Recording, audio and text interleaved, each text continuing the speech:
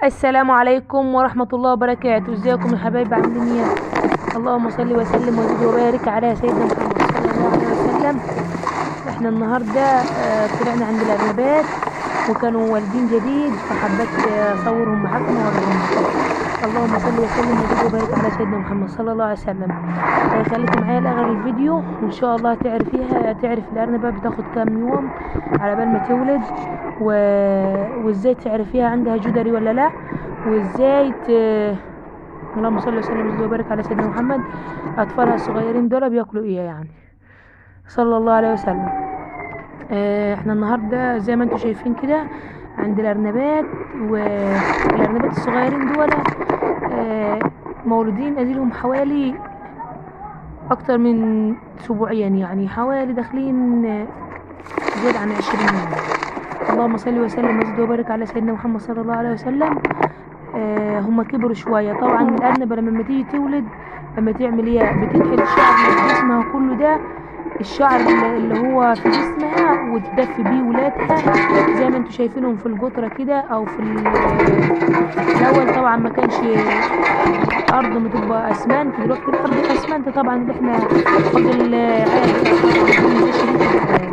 زي ما انتم شايفين كده هي بتخبط. اللهم صل وسلم وبارك على سيدنا محمد صلى الله عليه وسلم. طبعا الارض دي كانت ارض عاديه، يعني ارض طينه مثلا، ارض عاديه او قص او اي حاجه يعني عندها طين. فكانت الارنبه دي لازم تكحت وولادها يبقوا يعني تعمل لهم زي ايه، زي نفق تحت الارض كده وتولد فيه، ما كانتش تولد على وش الارض.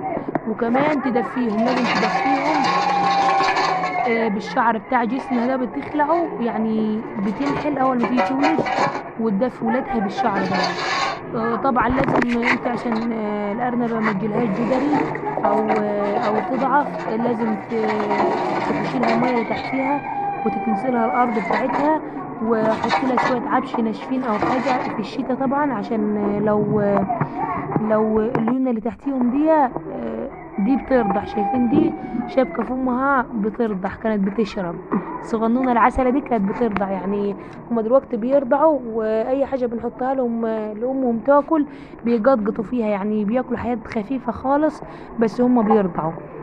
طبعا الارنبه بتاخد 40 يوم علشان تولد، يعني مدة الحمل بتاعها 40 يوم. لو انت عايزة الأرنبة طبعا ما يجيلهاش جدري ولا تضعف معاكي، لازم العشة بتاعتك أو الحتة اللي انت حبسها فيها، يعني لازم لو لقيتيها لينة نظفيها وكحتيها كويس في الأرض، وحط لها شوية شايفين صوتها، حط لها شوية تراب ناشف، أو يعني شوية رملة او شويه عفش. زي ما انتم شايفين احنا حاطين عفش في الارضيه طبعا عشان يدفيهم، طبعا في الليل بيبقى برد. آه اللهم صل وسلم وزد وبارك على سيدنا محمد صلى الله عليه وسلم. الارنبه بنعرفها ازاي يعني حامل. بتمسكها وتحط ايدها تحت عند رجليها، يعني الورانيين دول تحت بطنها، فبتلقى لو لسه حامل جديد بتلقى فيها زي حبايه الذره كده خفيف، يعني حبايه زي حبايه الذره، المكان اللي بتبقى هي يعني شايله فيه الاطفال.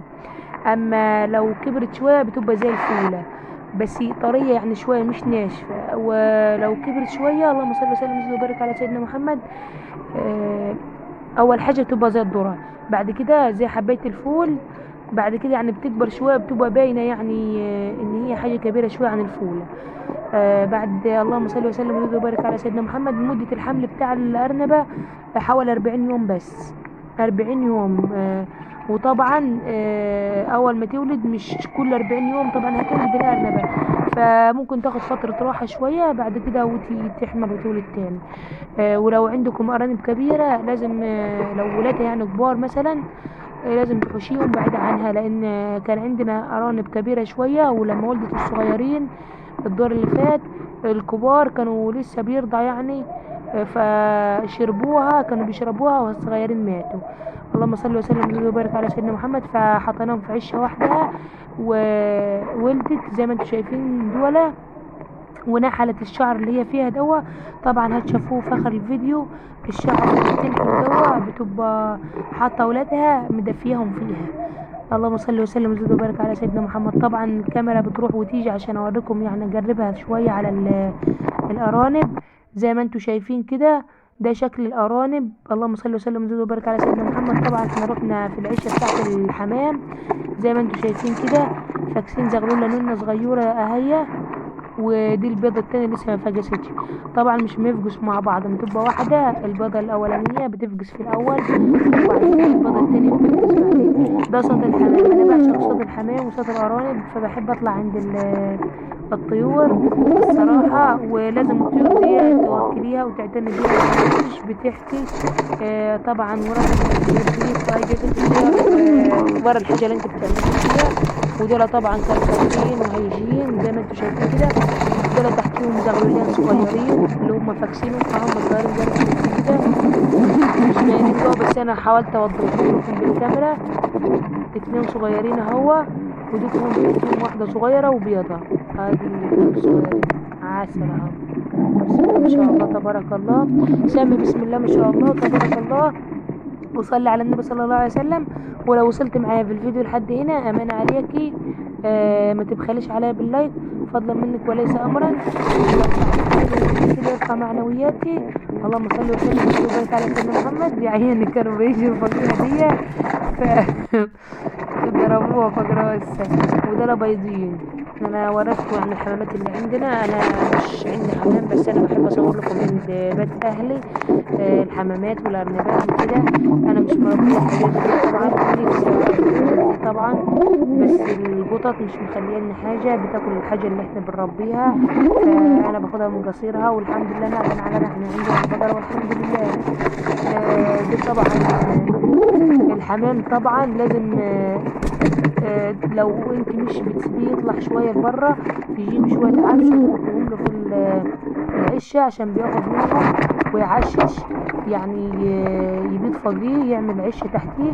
ولازم تبقى عامله له شباك زي ما انت شايفه كده، ينفس ينفس اللي انت عامله فيها هوا، ويخليها تتنفس زي ما انتم شايفين كده.